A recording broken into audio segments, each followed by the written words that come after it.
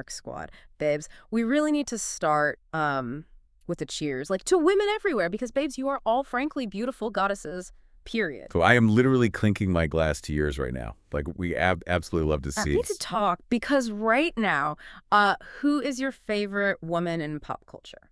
Oh, this is such a fascinating question right now because, well, the entire landscape of pop culture and media is shifting so fast.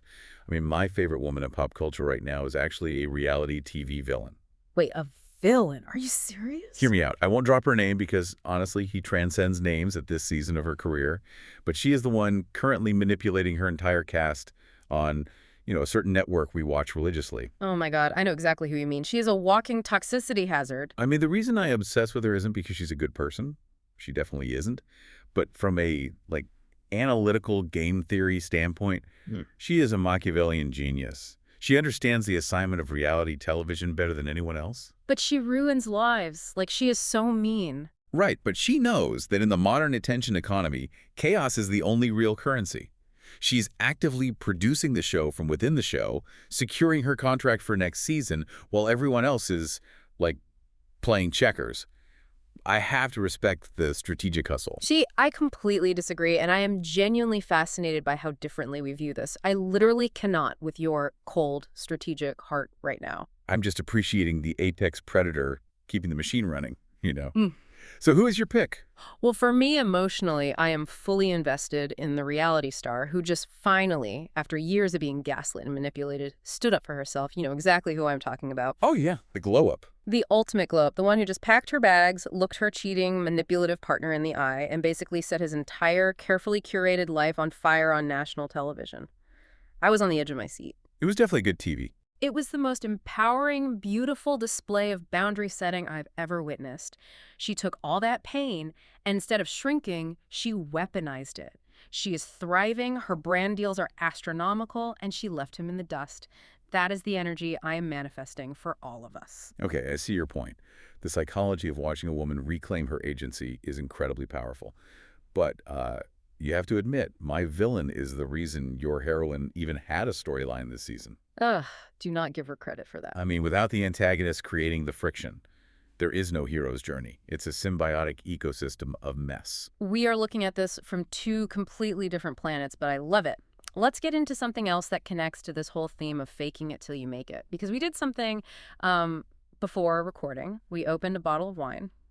We let it breathe. We aired it out. Yes, indeed. And babes, it tastes the same. Like, is aerating wine a scam? I am so incredibly glad you brought this up because I've been going down a massive scientifically backed rabbit hole on this exact topic, and the answer is fascinating. Wait, so it is a scam. I knew it. Honestly, yes. For the average consumer, it is largely a scam wrapped in a placebo effect, brilliantly sold to us by luxury marketing departments. I am devastated. Let's look at the actual chemistry of what is happening. The theory behind aeration is that by introducing oxygen to the wine, you are triggering an oxidation process. This is supposed to soften the tannins, which are the naturally occurring compounds that make your mouth feel dry, and release the bouquet. Okay, that sounds like real science, though. So why isn't it working on the Cabernet we just poured? Because of the timeline and the quality of the baseline product. True aeration, the kind that chemically alters the flavor profile of a complex vintage wine, takes hours in a wide-bottomed canter.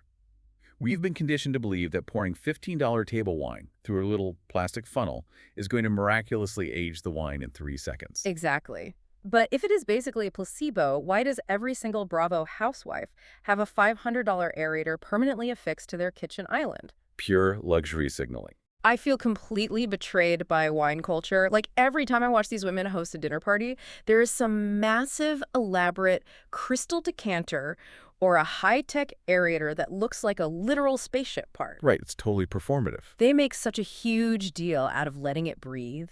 Are you telling me that when they are screaming at each other across the dinner table and throwing their Pinot Grigio, the wine they are throwing hasn't even been scientifically improved? I bought an aerator last week specifically because I wanted to feel rich. That right there is the crux of the issue. You bought it to feel rich.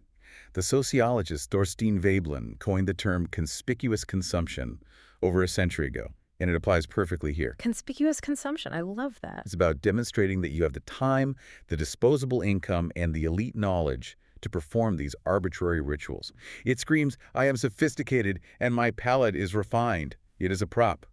Which actually brings me to a very necessary pivot. We need a spiral. Cartier bracelets. Oh, babes. Why are they so expensive? Like, we get it. Luxury, iconic. But also, why? They are so beautiful, though. They are the ultimate, undeniable status symbol. When you see that specific shade of gold hardware, you instantly know exactly what it is. Sure, the branding is incredibly strong. But you are entirely right. The price tag is actual, quantifiable insanity. At its core, it is just gold and maybe some tiny little diamonds. But, like, I want a stack of them. I want my arm to weigh 10 pounds from pure, unadulterated luxury. Let's break down the economics of delusion versus reality when it comes to luxury pricing, because this mirrors the wine aerator placebo. When you buy a Cartier piece, you are not paying for the raw materials. The gold weight does not correlate to the retail price. For what am I paying for? You are paying for the little red box. You are paying for the history, the brand equity, and the manufactured exclusivity. A real small yellow gold bracelet with diamonds runs around $4,700. The markup is astronomical because it's a Veblen good. The high price is the exact mechanism that makes it desirable. It's just financial gatekeeping. Exactly. It's gatekeeping masquerading as jewelry. And let's not forget, Louis, last Christmas. Oh my God. Here we go. He got us, or rather, he got the girls, quote-unquote, Cartier bracelets, allegedly, because he says they're real. But babes, we have questions. The questions are endless, and the internet provided the answers. Let me pull up the receipts because Reddit went to absolute work on this. The Bravo Real Housewives subreddit essentially crowdsourced a forensic authentication lab. I love when the internet becomes the FBI. It's terrifying but brilliant. So the consensus is absolutely brutal. Let's look at the packaging. A user named Pierre Sherry broke it down microscopically. Wait, microscopically? Literally. The velvet lining in the box was completely off. Authentic Cartier boxes use a very specific high-density velvet, whereas the video showed a cheaper, more synthetic flocking. And the size of the logo printed inside the box was proportionally too large. Stop it. The velvet lining. Oh, it gets worse. The absolute smoking gun was the mechanism of the box itself, the little button you press to open it. The dotted line detailing didn't cross at the exact center of the button, which is a hallmark of authentic Cartier's stringent quality control. Wait, I am in shock. The internet analyzed the kerning of the logo and the dotted line on the box button. This is exactly why I love the Snark squad and the Bravo internet sleuths.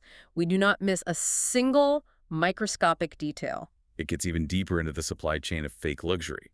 People from the legendary Rep Lady subreddit chimed in. Oh, the dark web of fake bags. Exactly. A user named BoomDCX noted a crucial point. Top-quality mirror replicas, the ones that cost hundreds of dollars and are designed to fool authenticators, actually get the packaging perfect. They reverse engineer the boxes. So what does that mean for Louis? It means that the fact this packaging was so glaringly flawed indicates these weren't even the high-end sophisticated fakes. These were the cheap, mass-produced ones. Someone estimated they look exactly like the $100 to $200 gold-plated versions you'd find on Canal Street. I am physically cringing. I have secondhand embarrassment so bad, I need a weighted blanket. Someone literally commented, honestly, that's the most Jersey thing he could do. Probably went over to Canal Street. Imagine filming a massive Christmas haul video, flexing your brand new Cartier to millions of followers, and it is a Canal Street special. The delusion required to post that is staggering. And the absolute shade of it all, didn't Gia pronounce it wrong in the video? Yes. The socio-linguistic tragedy of it all. A user named CMG Profesh brought up the ultimate crime. Gia pronounced Cartier as Cardi with a hard D. No, Cardi. Yes. Yes. Which is honestly iconic in its total lack of self-awareness. And to top it all off, we have to talk about the meta-commentary from the Bravo sphere. Wait, did someone from Bravo say something? Sonja Morgan. Lady Morgan herself, the woman who famously knows the difference between real generational wealth and smoke and mirrors. She actually liked the Instagram post calling out the fake bracelets. Not Sonja Tremont Morgan giving the official stamp of approval on the shade. Yes. Someone commented, liked by Miss Sonia Tremont Morgan with laughing emojis. She understands the mechanics of fake luxury. It is the ultimate silent shade. It is just so delusional, and it fits a pattern. We have literally seen Fendi swimsuits straight out of cheap crinkly plastic shipping bags on the show. We know they subscribe to the fake it till you make it philosophy. Right, but to film it as a flex. It is the absolute pinnacle of luxury delusion. It makes me need to eat my feelings. Snack check. Because, babes, we are currently eating sweet potato fries. We absolutely are. And they are so underrated, like crispy, sweet, salty, perfect. They really are the scientifically superior fry. I am ready to present my analytical ranking to back this up. First of all, let's talk about the structural integrity. Oh, here comes the science again. It's important. A sweet potato fry, when baked or fried correctly to trigger the Maillard reaction, holds up far better than a standard russet potato. Second, the flavor profile is infinitely more sophisticated. It really is. Like regular fries just taste like salt and oil. Because of the higher natural sugar content in the sweet potato, when you add salt, you are hitting the sweet and salty receptors on your tongue simultaneously. This creates a psychological phenomenon known as sensory-specific satiety. Wait, sensory-specific what? Satiety. It basically means your brain stays engaged and interested in the food much longer, creating a much more complex snacking experience. I am obsessed with the fact that there is actual science behind why I could eat these for every single meal, but we have to talk about the dip. The dip is make or break. Because a sweet potato fry without the correct accompanying dip is a culinary tragedy. I am fully unapologetically team spicy mayo. Oh, absolutely not. Hear me out. The lipid creaminess of the mayo, the acidic kick of the sriracha mixed with the caramelized sweetness of the fry. It is a flavor explosion. It balances the palate perfectly. It is the only correct answer. I will respectfully but firmly push back on that. Garlic aioli is the vastly superior dipping sauce. Garlic aioli is so basic. It is not basic, it is classic. The earthy, pungent bite of raw garlic cuts through the heavy natural sugar of the sweet potato much more effectively than a spicy mayo, elevating the entire flavor profile from a fast food side dish to a bistro-level appetizer. Okay, we can agree to disagree on the chemistry of the dip, but we are absolutely united in our sweet potato joy. Speaking of things that are sweet, salty, deeply layered, and totally fake, we need to transition to the main event. Oh my God, yes. I am so ready. We need to talk about Nancy Hennessy. Grab your wine, aerated or not, because episode 5 of Imperfect Women just destroyed us. I have been vibrating with anxiety since the credits rolled on this episode. My jaw has been on the floor for 3 days. We need to unpack every single messy, chaotic, deeply delusional second of this recap. Let's establish the narrative timeline first, because this show is brilliant at utilizing nonlinear storytelling to manipulate our perception. This entire episode, episode 5, which is notably titled Louise, is set strictly in the past. Right, so we're going backwards. Exactly. We are dropping in just a few short weeks before Nancy's New Year's Day death. So structurally, we are watching a dead woman walking. The dramatic irony is thick. It is so eerie knowing what's coming. And crucially, we are finally seeing the absolute unraveling of her life from her own distorted perspective this time, not through Eleanor's reliable narrator lens. It was so emotionally heavy right from the very first frame. You see the state of Nancy and Robert's marriage, and it is a complete suffocating disaster zone. A total breakdown. There's this incredibly tense scene right at the beginning where Nancy is in her pristine, architecturally perfect kitchen, and she finds an empty liter of liquor hidden deep in the trash. An entire liter. That is a staggering amount of alcohol to hide. And Robert is being so emotionally distant. He's sleeping in the guest room. He's claiming he has late meetings. He is completely shutting her out. And when she tries to gently approach him about the hidden bottle, he just stonewalls her. It's textbook avoidance behavior, signaling a massive internal crisis. He is spiraling into heavy, high-functioning alcoholism to cope with something we as the audience don't fully understand yet. He is isolating himself from the exact person he should be communicating with. And it's so deeply triggering for Nancy. She literally says to Eleanor later in the episode that finding that empty bottle is like reliving her childhood trauma all over again. That just broke my heart. The childhood trauma is the key to her entire character architecture. Exactly. Think about what we know about her background. Growing up in a chaotic trailer park with a severely alcoholic, abusive mother. Finding hidden booze in the trash isn't just a marital red flag for her. It is a psychological time machine back to the most terrifying, helpless moments of her life. She's essentially living in a constant flashback. She is. She's living in a state of constant adrenalized fight or flight while trapped inside this massive, beautiful Pasadena mansion. That is a phenomenal psychological read. And that extreme trauma response completely clouds her logic and deductive reasoning. Let's look at her delusion here. She found an email on Robert's computer in a previous episode about separating their assets. The divorce email. Right, quote-unquote divorce. Because of her deep-seated trauma regarding abandonment, and because Robert is actively pulling away and abusing alcohol, her brain has constructed this entire, fully fleshed-out narrative that Robert is prepping for a divorce. She thinks he's packing his bags. She is fully convinced he is hiring aggressive lawyers, liquidating accounts, and leaving her. She doesn't have the full picture, but her PTSD is forcing her to react as if her absolute worst nightmare is already a reality. Which leads her to make the messiest, most self-destructive decisions possible. Like, let's talk about the ballet, because this is where the web really gets tangled. The ballet. Nancy is volunteering as a creative consultant for the LA Metro Ballet. They are putting on a massive production of Ariadne, which, by the way, I looked up because I knew there had to be a deeper meaning. I was hoping you did the literary homework on that. The mythological parallels the writers are using here are crucial. Yes. So Ariadne is a balletic retelling of the Greek myth of Ariadne and Dionysus.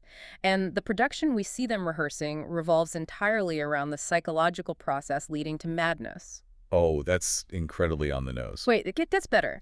There are 7 different dancers on stage who make up 7 different aspects of the exact same woman, which is literally a metaphor for Nancy. A literal fractured identity. Yes, she is fracturing into all these different conflicting pieces.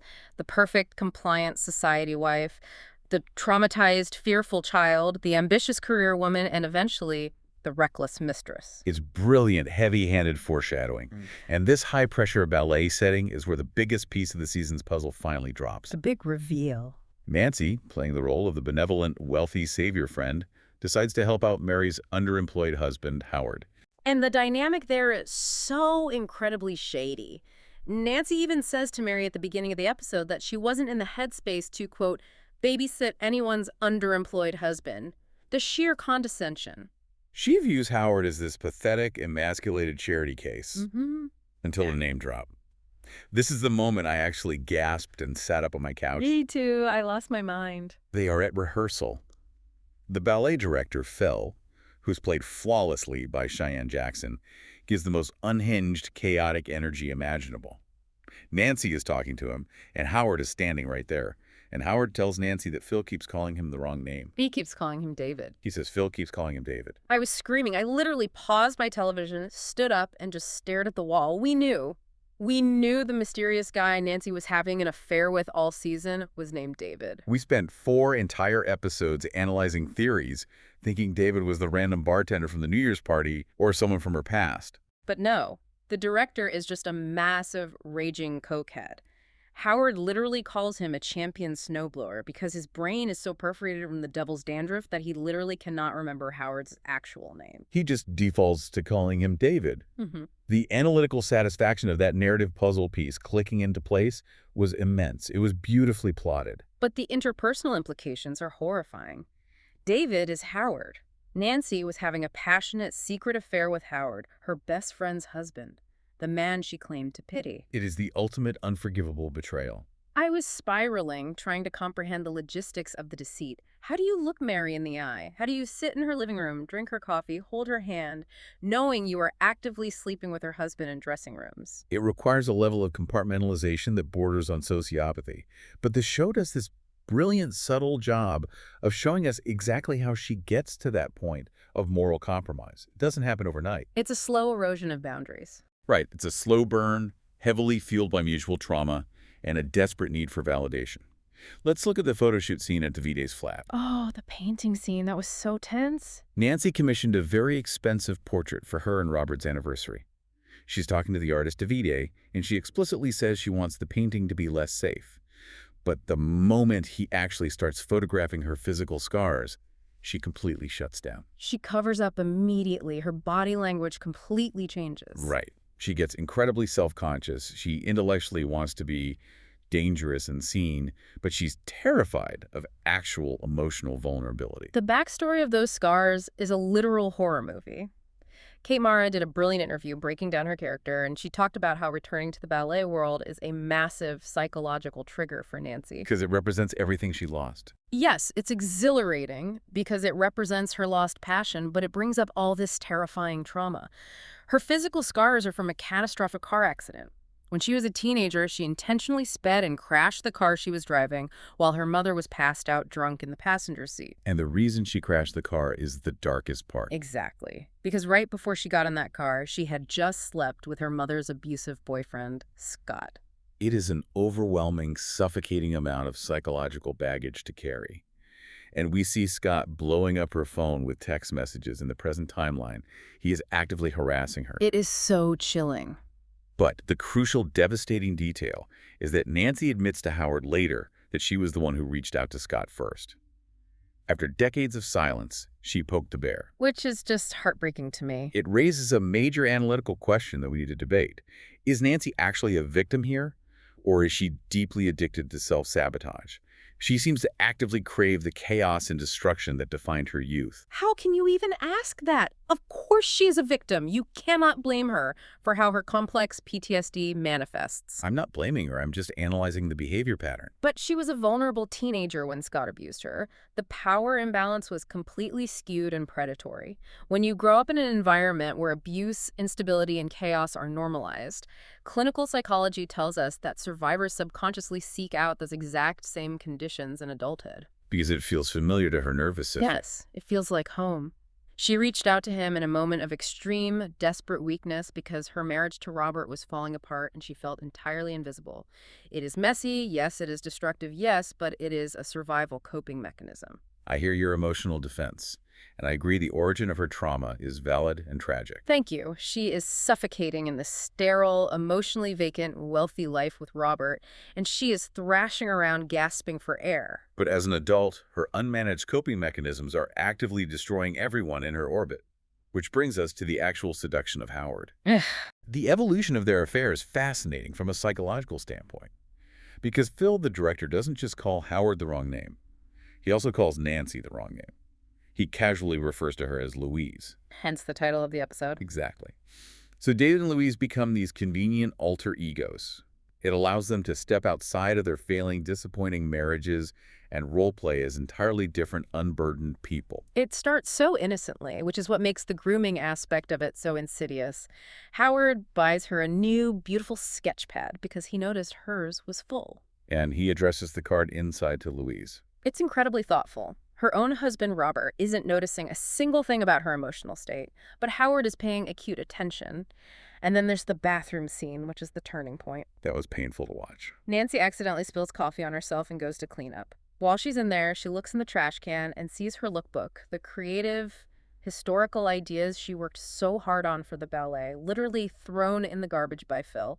She is absolutely crushed. Her intellectual value has been discarded. And Howard is right there, waiting in the wings to validate her. He tells her that Phil is a hack who wouldn't even have a job without her husband's foundation money. But more importantly, he tells her to have pride in her intellectual accomplishments.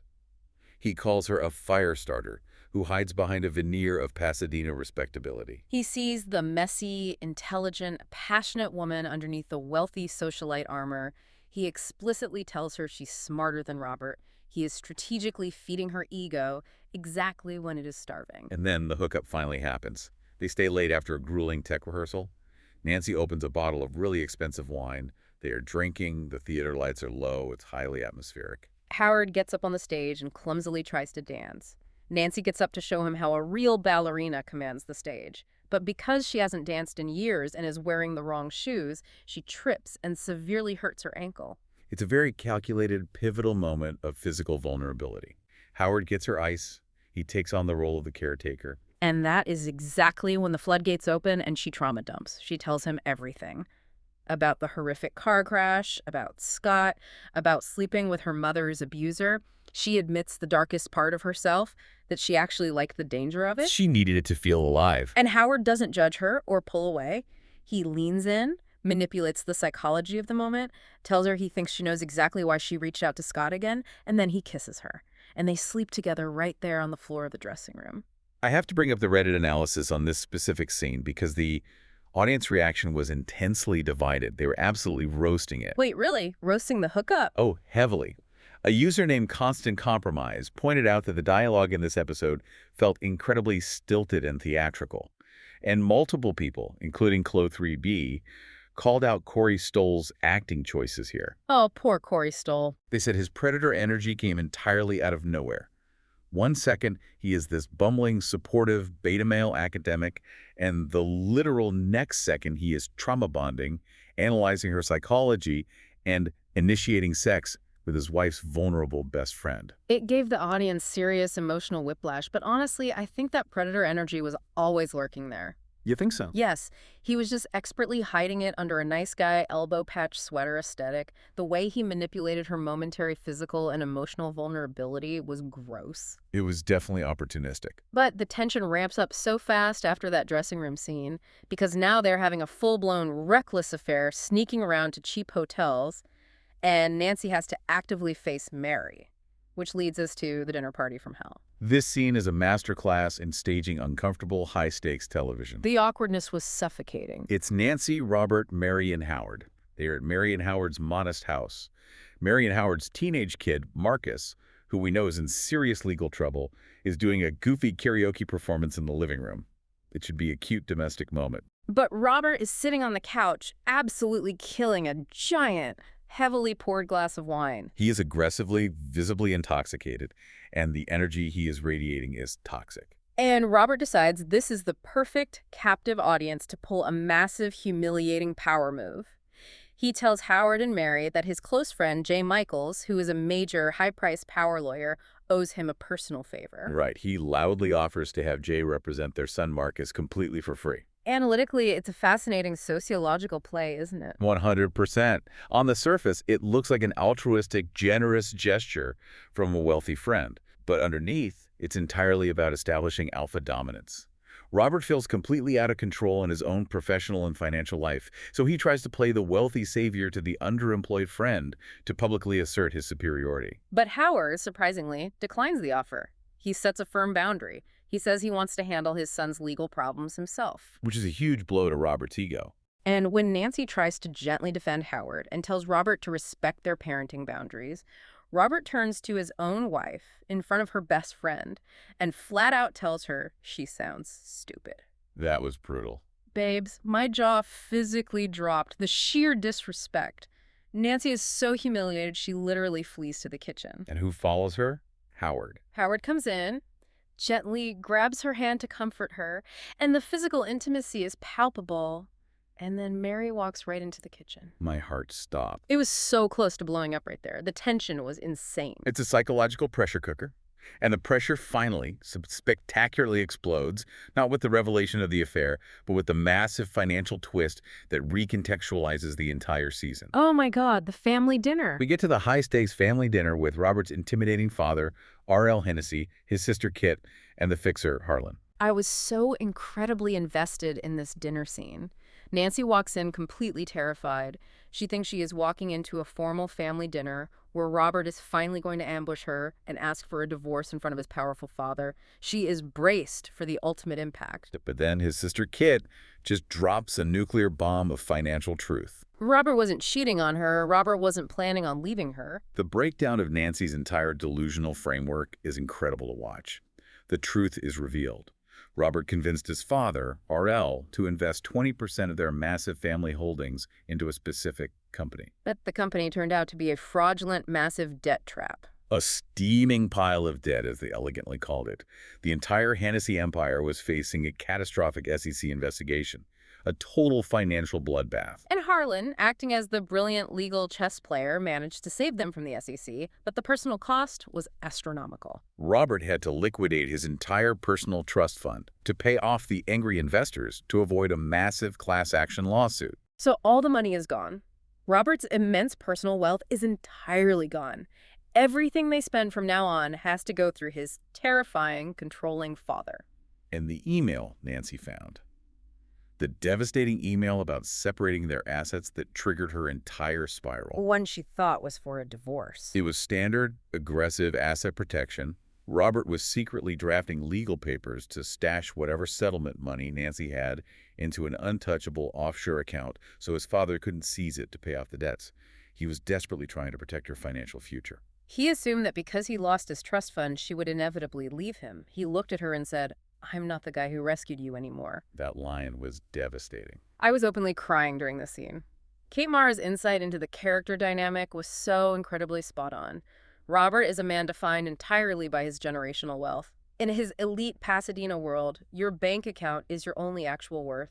He genuinely tragically believed Nancy only loved him for his money and the safety it provided. And Nancy is absolutely gutted by this revelation because she actually truly loves him. She screams at him, "Your money didn't rescue me. I don't care about the money. I just want you."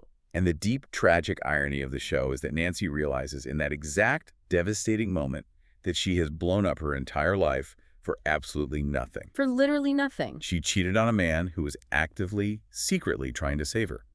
She engaged in a messy, self-destructive, trauma-fueled revenge fantasy because she assumed the absolute worst, and the reality was the exact opposite. It's the tragedy of miscommunication. She is physically sick to her stomach. She immediately ghosts Howard. She realizes she has to aggressively cut the cord to save her marriage, which leads to the massive climax. Opening night. Opening night of the ballet. Nancy looks stunning in her gown. Robert is by her side in a tuxedo. They look like the perfect, impenetrable power couple again. And Howard is visibly losing his mind in the background. Howard corners her in a secluded side room when she goes to fix her makeup. He demands an explanation for the ghosting. And Nancy is ice cold. The Louise persona is dead. She brutally dumps him. She tells him it was a terrible mistake and they need to move on immediately. And Howard shows his true, terrifying colors. He grabs her arm aggressively. He says he risked his entire life for her. And then he threatens to tell Robert everything to blow up her life. And Nancy, in this moment of pure, terrifying, unbothered confidence, looks him dead in the eye and says, "No one would ever believe I slept with you." The absolute soul-crushing shade. The savagery. She emasculates him completely and walks away. It's a vicious, calculated stinger. Hmm. And it firmly places Howard at the absolute top of the suspect list for her murder. He has the motive, he has the explosive anger, and he has the predator energy we discussed earlier. But the universe has other much crueler plans. The car scene. Nancy and Robert leave the ballet and are driving home. The tension in the car is thick and palpable. Nancy has made a massive decision. She knows Howard is a volatile loose cannon, and she decides she has to get ahead of the story. She is going to confess the affair to Robert right then and there. She is literally seconds away from taking control of her own narrative. I was screaming at my screen, "Do it! Tell him!" Ripping off the Band-Aid is the only way to survive this. She takes a deep breath. She is literally seconds away from speaking the truth, and her phone lights up in the center console. Ping, ping, ping. Robert looks down and grabs the phone before she can stop him. And he sees the photos. Explicit, undeniable, nude pictures of Nancy, clearly taken in the back seat of her own distinctive Range Rover. Howard's face isn't visible in the frame, but the implication of infidelity is undeniable. The timing is a cosmic, cruel joke. Robert goes completely, terrifyingly ballistic. We saw the aftermath of this in a previous episode from his distorted perspective, but seeing it happen in real time is so intense. He starts screaming. He starts violently throwing things around the interior of the car. He's blinded by rage, alcohol, and deep betrayal. Nancy is terrified for her physical safety. She scrambles out of his car, grabs her things, sprints to the driver's seat of her own Range Rover, and flees into the dark night. And as she speeds away, the camera pulls back, giving us a wider shot. And we see another car pulling out of the shadows, following closely behind her. The driver is revealed. It's Mary. Elisabeth Moss, ladies and gentlemen, delivering a chilling, silent performance. The best friend. The wronged, betrayed wife, following her into the dark. I lost my mind. The Reddit theories completely exploded after this final shot aired. A user named FangBianMain14 stated definitively, Mary definitely sent those pictures from Howard's phone. Wait, you think Mary sent them? Well, others furiously debated the logistics. Did Mary know about the affair the whole time? Was she tracking her husband's phone location? Did Howard send the pictures out of spite because Nancy dumped him and Mary just happened to be there watching? Or did Mary orchestrate the whole explosion waiting outside the house for the fallout to begin? It is the ultimate cliffhanger. And it brings us perfectly to our first breakdown. Segment 1, most iconic woman who owned this episode. No debate, or maybe a massive debate. Well, there's definitely a debate to be had here. I am going first, and I am fiercely arguing for Nancy. Of course you are. Yes, she is a total, undeniable mess. Yes, she is arguably a terrible friend for sleeping with Mary's husband, but the emotional growth we see in this episode is iconic. Growth. Yes. She finally owns her physical scars and gets that nude, deeply vulnerable portrait taken by Davide. She faces her husband, the man who thinks his only value is his bank account, and she tells him the absolute truth, that she doesn't care about the money, she only cares about him. She dumps the slimy, underemployed husband and tells him no one would ever believe they slept together. That was a pretty good line. That takes a level of dark, twisted confidence that I have to respect. She owned her mess. I strongly, fundamentally push back on this analysis. Nancy didn't own her mess. Her mess completely owned her, and it resulted in explicit, naked photos being texted to her husband. My pick for most iconic woman is Eleanor. Eleanor. The boring one. Based on a brilliant observation from Reddit user Captain Aceveda, Eleanor is quite literally the only person in this entire friend group with a real job and a functioning moral compass. While Nancy is spiraling into infidelity and Mary is writing a book no one will ever read, Eleanor is running a massive charitable foundation. Okay, she has a good job, but... When Nancy comes to her in a panic about the impending divorce, Eleanor gives her incredibly solid, grounded, psychological advice. She tells Nancy to listen to that quieter voice and trust her marriage. If Nancy had just listened to Eleanor's logic, she wouldn't have ended up in the backseat of a Range Rover with Corey Stoll. Okay, fine. Eleanor is the steady anchor holding this chaotic friend group to the earth, but pure responsibility doesn't make good TV. Which leads us to segment 2, messiest moment. What had you pausing and rewinding? Call it out. For me, it was absolutely Howard's bathroom aggression at the ballet. The rapid pivot from the guy who bought her a thoughtful, sensitive sketch pad to the guy grabbing her arm and issuing veiled extortion threats was pure psychological whiplash. It was so scary. It was a terrifying mask drop moment. He felt entirely entitled to her body and her life because he kept her secret, and the moment she revoked his access, he immediately turned to violence and blackmail. It was deeply uncomfortable and undeniably the messiest character reveal. That was bad, but for me, the messiest moment was the timing of the text messages in the car. It was sheer universe-level punishment. Nancy spends the entire episode building up the psychological courage to finally be honest, to save her marriage, to do the right thing. And literally 3 seconds before she opens her mouth to confess, the universe drops nude photos onto the center console. The cosmic cruelty of that timing. I had to pause the show and walk around my living room. It was the absolute definition of a train wreck. It really was perfectly engineered narrative chaos. Which brings us to segment 3. Who's playing the game best? Who understands the assignment? Okay, emotionally, I have to give it to Nancy and her coping mechanisms. Oh. Hear me out. Nancy, leaning into her Louise alter ego, was a survival tactic. She is a woman who grew up in extreme clinical trauma, who's currently suffocating in a sterile, loveless-feeling, wealthy marriage where her husband is emotionally absent and drinking heavily. So she creates an alternate reality. Exactly. Creating this alternate reality where she is desired, where she is a fire starter, where she is dangerous. It was a messy, destructive way to cope, but it was completely authentic to her psychological damage. She played the hand her trauma dealt her, even if she played it poorly. That is an incredibly empathetic, trauma-informed read, but I am looking at this strategically. The only person playing the game successfully is Harlan. Oh, of course you'd pick the lawyer. While everyone else is busy sleeping in dressing rooms, sending naked texts, and stalking each other in cars, Harlan is operating at a completely different elite level. He literally saved the entire Hennessy empire from a catastrophic SEC investigation and a massive corporate lawsuit. He is basically a fixer. He looked at a steaming pile of debt and legally maneuvered them out of a bloodbath. He is the only one playing high-stakes chess, while the rest of them are playing a very sad, destructive game of truth or dare. You and your strategic breakdowns. You just love a man in a suit with a briefcase and a plan. Let's move to segment 4, luxury or delusion. Be honest. What felt aspirational and what felt ridiculous? Discuss. I'll start with the delusion, because Robert Hennessy is the absolute poster child for it. His entire handling of the financial crisis is ridiculous and psychologically stunted. It is wildly delusional. Let's look at the facts. He makes a terrible investment that loses 20% of the family holdings.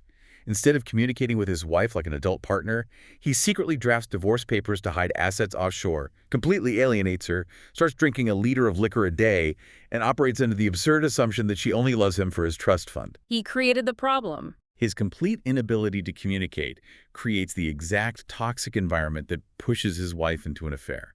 It is peak wealthy man delusion to think you can solve a deep emotional relationship problem with offshore asset protection. It is so wildly delusional, but let's talk about what was aspirational.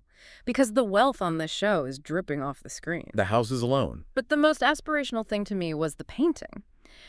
Imagine having the luxury, the sheer financial freedom, to hire an exclusive high-end artist like David to paint a custom, vulnerable, completely nude portrait of yourself for your anniversary. And then casually hanging it up. Yes, and then you just have your staff casually hanging on the wall of your massive Pasadena mansion. That is a level of, like, I don't care what anyone thinks, Veblen-level wealth that I'm desperately trying to manifest in my own life. I want a custom nude oil painting in my living room by tomorrow. I will happily chip in for the canvas. Well, babes, we have unpacked it all. It is time to wrap up. We started with some serious women appreciation energy, which I think we need to carry through the rest of the week, whether you support the hero or the villain. We survived the wine confusion. I am still sticking to the science that the aerator is a placebo effect fueled by Veblen economics, but I support your right to use it as a fabulous kitchen prop. We took a deep, dark, forensic spiral into luxury delusion. Huge shout out to Canal Street Cartier and the Reddit sleuths for doing the Lord's work and analyzing dotted lines on boxes. And we bonded over the culinary science of sweet potato joy. Garlic aioli forever. Spicy mayo. But now we are turning it over to you. Yes, you. We want to know your thoughts on all of this. Who is your favorite woman in pop culture right now? Are you rooting for the hero's journey, or are you respecting the villain's hustle? Is aerating wine a scam? Be honest. Look at your kitchen counter, look at the science, and tell us the truth. And babes, are Cartier bracelets worth it, or are we completely delusional? Do you care about the kerning of the logo and the dotted line on the box button? Let us know. Make sure you rate, review, and subscribe on whatever platform you're listening on right now. It feeds the algorithm and keeps the discussion going. Send us your submissions, your hot takes, your messy stories. Send this to your most iconic friend, the one who would totally hang a nude portrait of themselves in the living room and not apologize for it. Thank you to the Snark Squad. You guys are the reason we get to break this down every single week. Stay shady, stay iconic, and we'll see you on the Snark side. But before we go, I just want to leave you with one final provocative thought to mull over. We spent this entire time analyzing how Nancy's childhood trauma made her seek out the chaos of a secret affair. But what kind of hidden, unaddressed trauma is making Mary drive that stalking car into the night? What dark secrets were hiding in her past that we haven't even uncovered yet?